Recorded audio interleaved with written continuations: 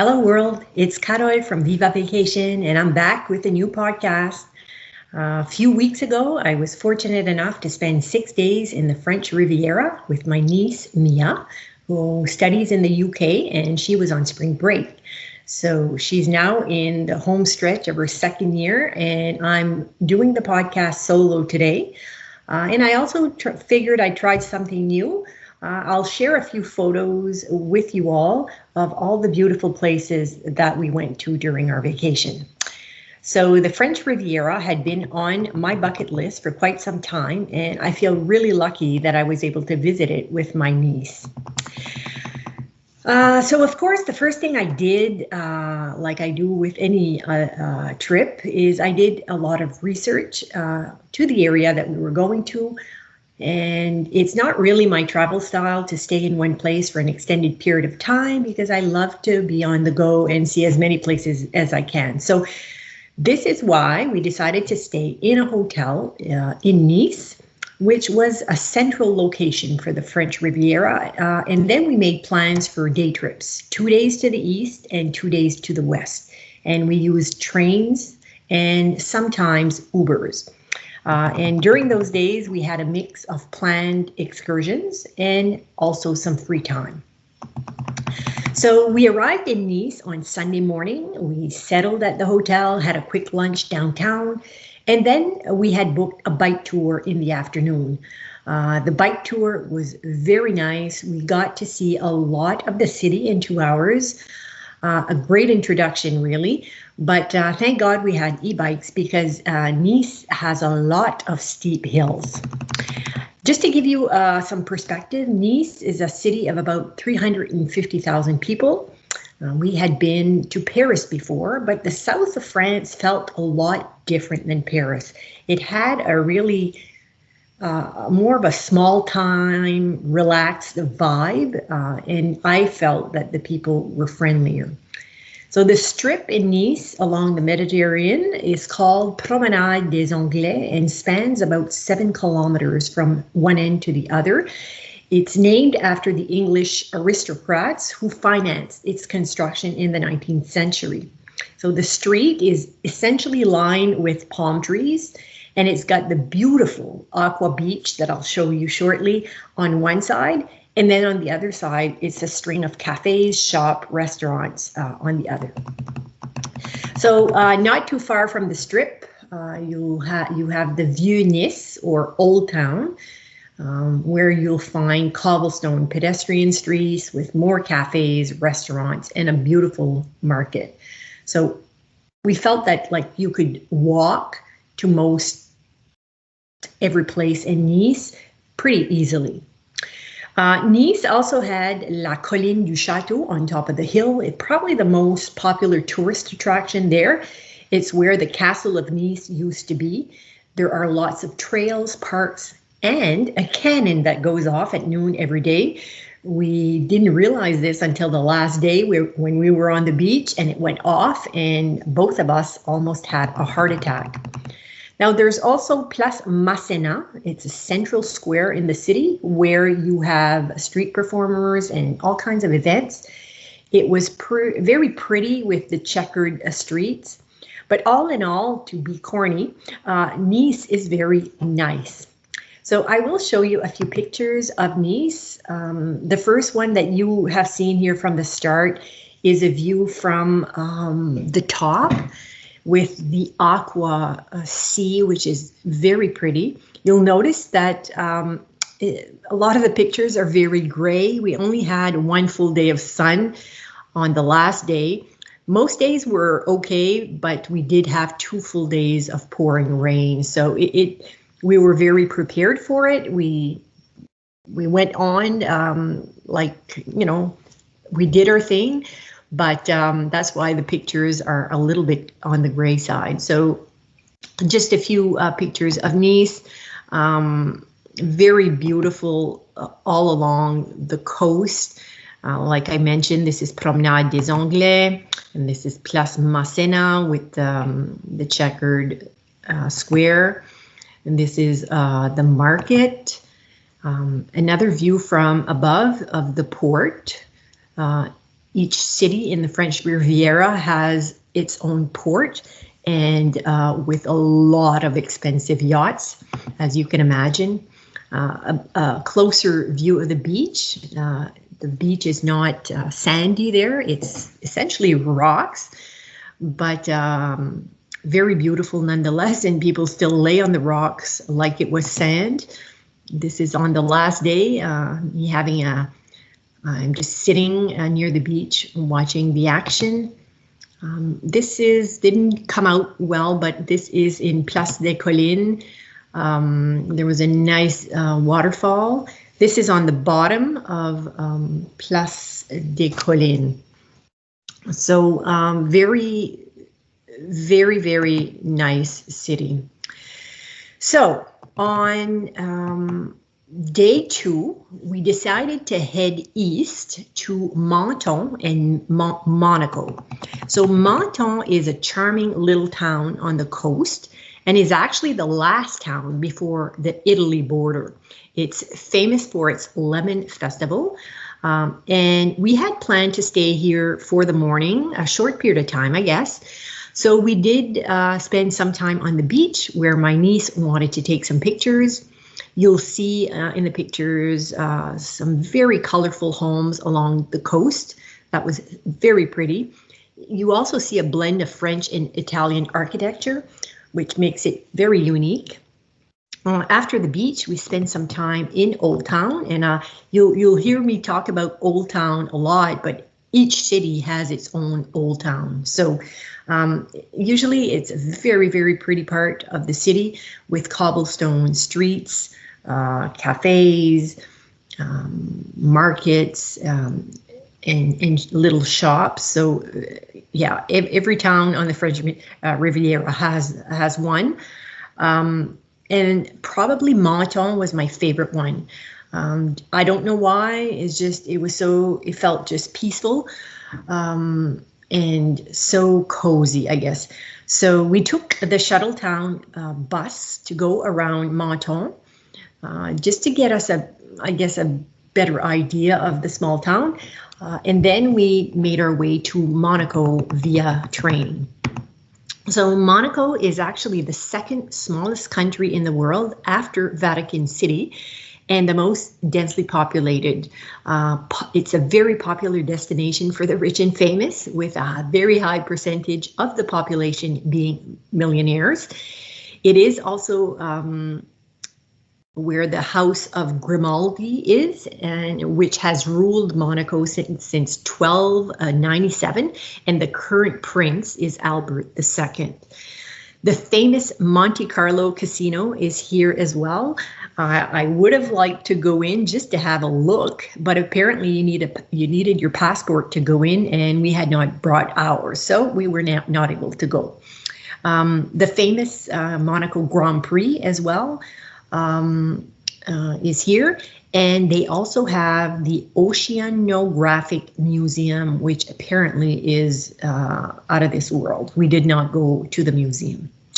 Monaco has a lot of beaches, has a beautiful pier, and actually has one of the world's highest life expectancy at 90.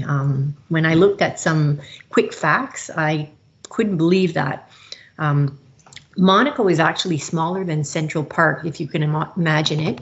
And during our time there, we did the hop on, hop off tour that day. It was a very pretty country, but if I'm being honest, probably the one that I was least impressed with. I guess I had made up Monaco in my mind to be something different, or there was a lot of construction as well in the city. So I don't know if that made an impression on me negatively, but I guess I was the least impressed by this one based on what I thought it would be. So I'll share a few pictures of Menton and Monaco as well. So this is Menton on the beach, on the pier. Here I am sitting on the famous sign, and you can see in the background the architecture, which is very, very pretty. And this is a picture a little further that gives you an idea. So very, very pretty. This is actually the port in Monaco. just a section of it, I guess, because it's much bigger than that. So Monaco, I think, might have more than one port. So I believe this is the smallest one. We strolled in Old Town here. You can see the streets with shops and the houses around. Yeah, this is a much better picture of Monaco and the port. You can see the huge yachts, and you can imagine the price tags on those. This is the famous Monte Carlo casino. It's a nice building, but not as big as I thought it would be. And here is the palace, I guess, for the royal family. Again, because we've been to London and a few other places with royal palaces, this one was quite smaller in size. We also were there at the time of the changing of the guard, and so it was quite busy. We had to wait quite a long time to take our bus back, just because the bus wouldn't come during the changing of the guard. So that was Menton and Monaco.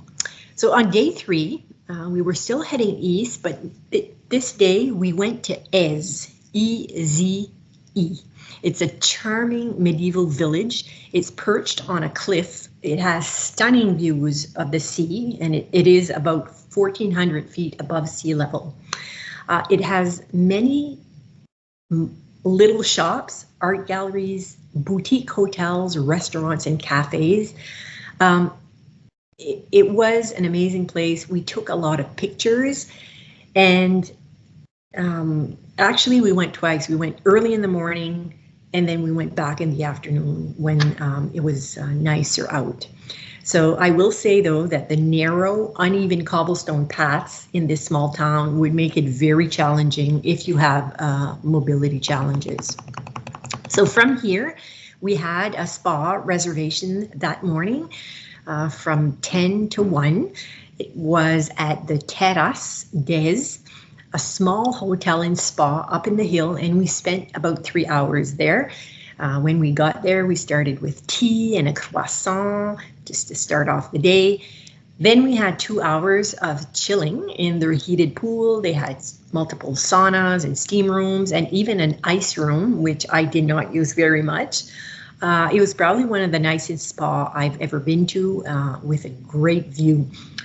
We finished off with a massage, which was the greatest way to finish it off. And for me, this was definitely one of the highlights of the trip, because it's not something I would normally do on a trip when I travel with my husband. So really enjoyed our relaxing time at the Terrasse des. So on our way back, we hopped on the train. Actually, like I mentioned, we stopped in the Ez village again, just because we had been so in awe of it. So we stopped again, took some pictures. It was actually sunny in the afternoon. We had a nice lunch on a terrace, and then we took the train and stopped in Villefranche-sur-Mer at the beach. My niece actually took a dip at the beach this day, and we took some pictures. Definitely too cold for me to go into the water. We had delicious crepes before we had decided to hike back to Nice. Now, I will say that we had a crepe almost every day. They were the best that I had ever had. So not a place to be on a diet, that's for sure. Now, I had read that you could hike back from Villefranche to Nice on a trail, on a very pretty trail, and it was about 7 kilometers. So that's what we wanted to do in the afternoon, but unfortunately we weren't able really to find the hiking trail. So we ended up walking a lot on a busy sidewalk, and eventually when we realized we weren't going to find the hiking trail, we decided to Uber back into town, because that evening we had made plans to go to a cooking class via the Eat with website. So the website is something I found when I was doing my research. The website is actually local people who are willing to cook for you or cook with you, usually tourists. And you'll see pictures later on, but essentially on their website you see the menu that they're offering, where they're located, and of course the rating of the people offering the service. And I had chosen Laurent and Rebecca because they were highly rated. They had a menu that I thought I would like, and the date and time worked for our schedule. So they had a cute little house north of Nice with a beautiful view. That night there were 4 other guests with us from the United States. We made homemade pizza, homemade ravioli, and tiramisu. It was served with bruschetta and, of course, wine. It was delicious and a perfect end to a perfect day. So here are a few pictures of Ez. Some of the pictures are not coming out in the right format. I do apologize for that, but some of them.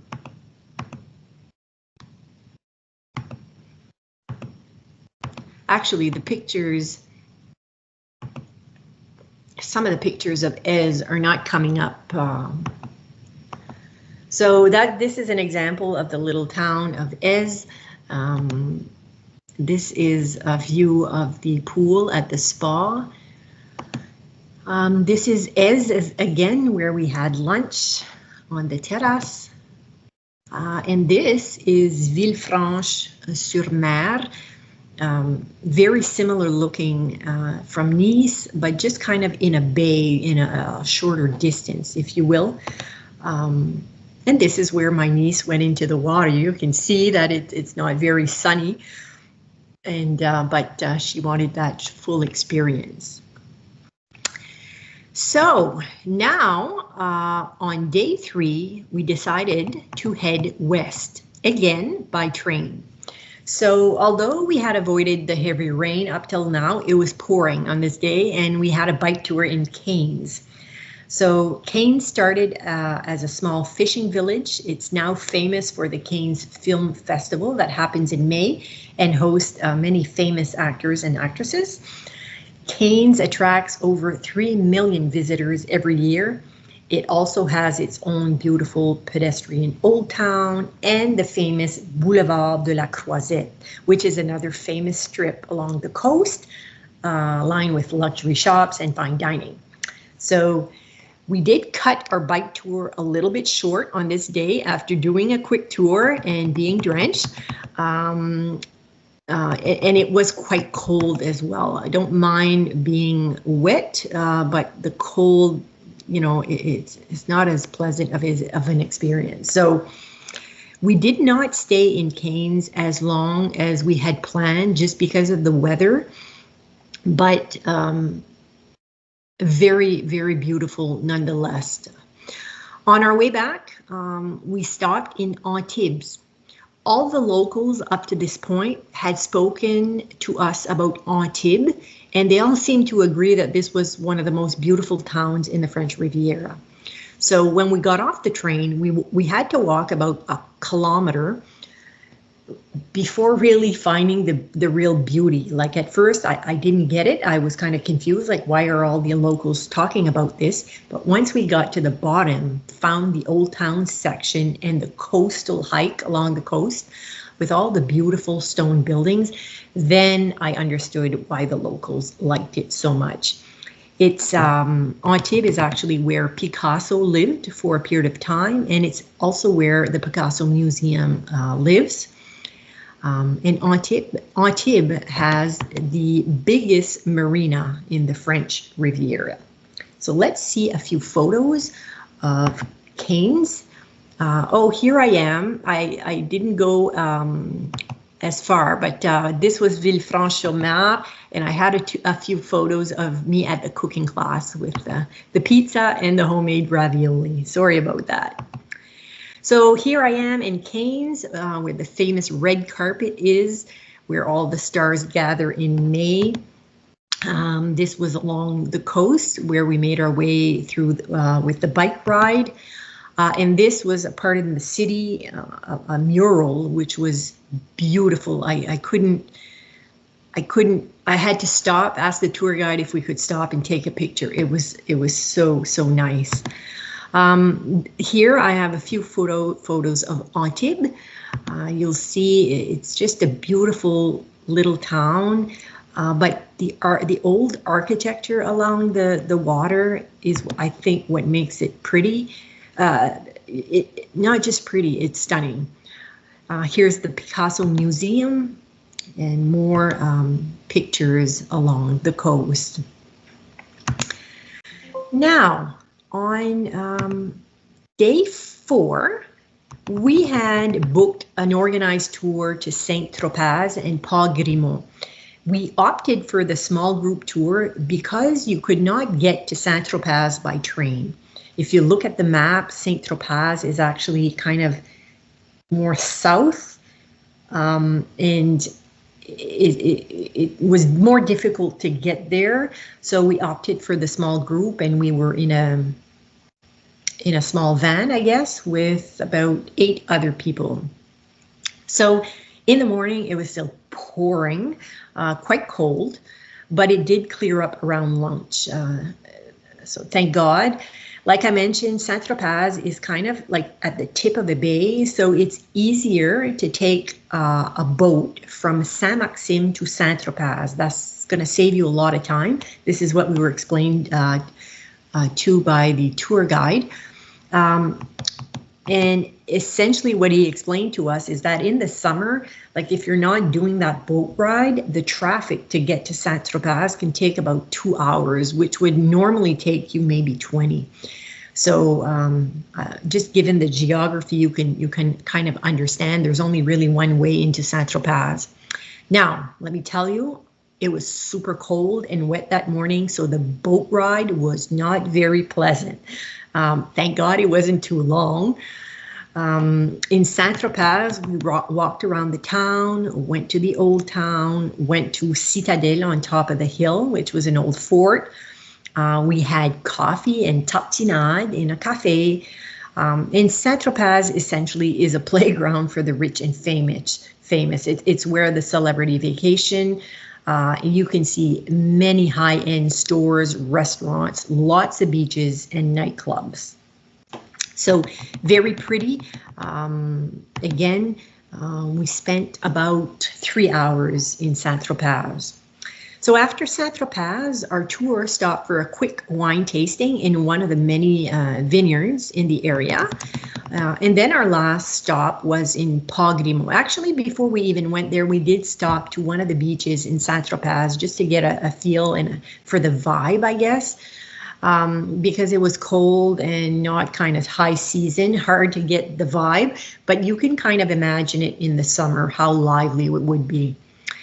So our last stop was in Port-Grimaud. They call it Little Venice.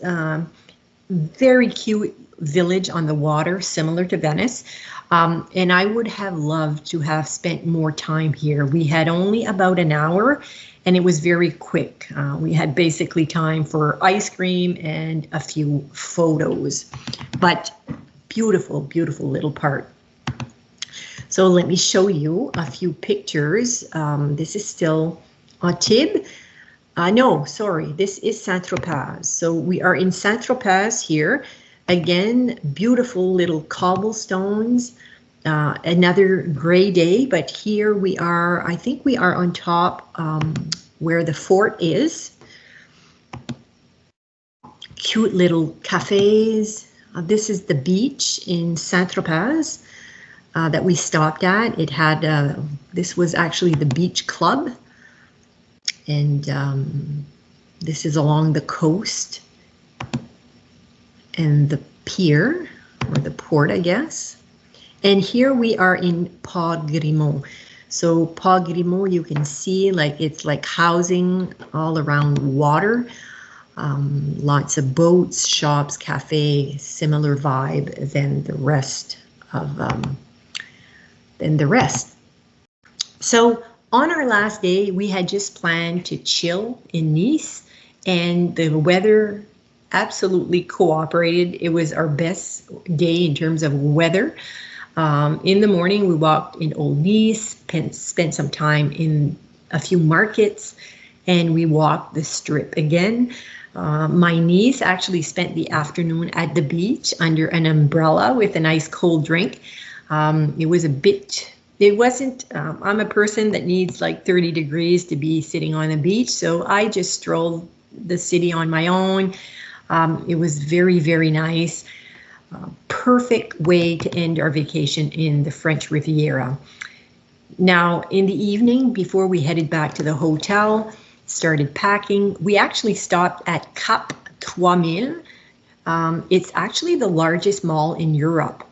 We didn't shop. If we had had more time, I would have loved to shop there. It was a beautiful mall, but we had a supper there, and the mall actually sits kind of on top of the sea, so you could, like, a lot of the restaurants in the mall, you have a beautiful, beautiful view. So anyway, that was a great way to end our vacation.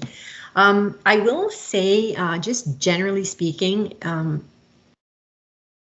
like I mentioned at the start, I'm the type that likes to be on the go and see different things, but probably if you were not the type, if you like to stay in the same location for 3-4 days, any of the places we went to would have been beautiful to stay at for a longer period of time.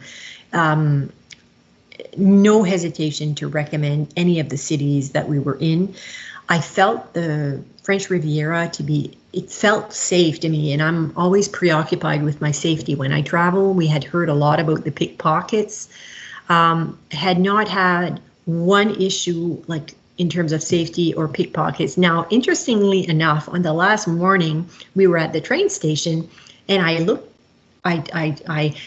looked at my niece and I said, that one over there looks kind of sketchy. And not more than 30 seconds later, on the intercom at the train station, they said, please be aware that there is a pickpocket in the area. Be mindful of your belongings. And first of all, it kind of reassured me that my instincts were pretty strong. And secondly, I found it odd that, they know that there are pickpockets. The only thing they'll do is let you know, but they can't really prevent them from being in the area or taking the trains. So that was kind of interesting. The train really was very easy. There's actually the train we took that goes along the coast. I don't think I've ever been on a train that was so close to the water. So as you're moving from one city to the next, you're seeing these beautiful landscape pictures, really.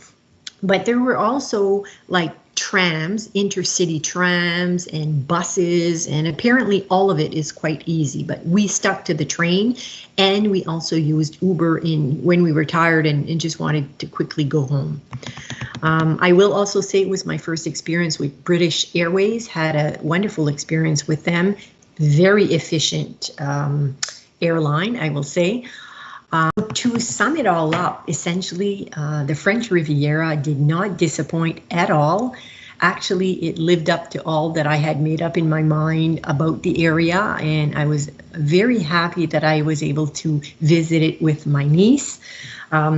Of course, would have loved the weather to cooperate a bit more, but such is life, and you have to make the best of what Mother Nature throws at you.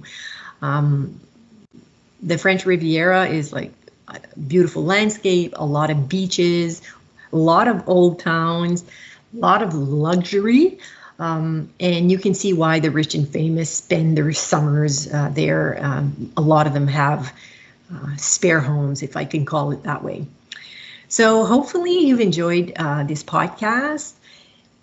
If you are looking if this is also part of your bucket list, please reach out for ideas on what you could do or where you could go. And until next time, viva vacation.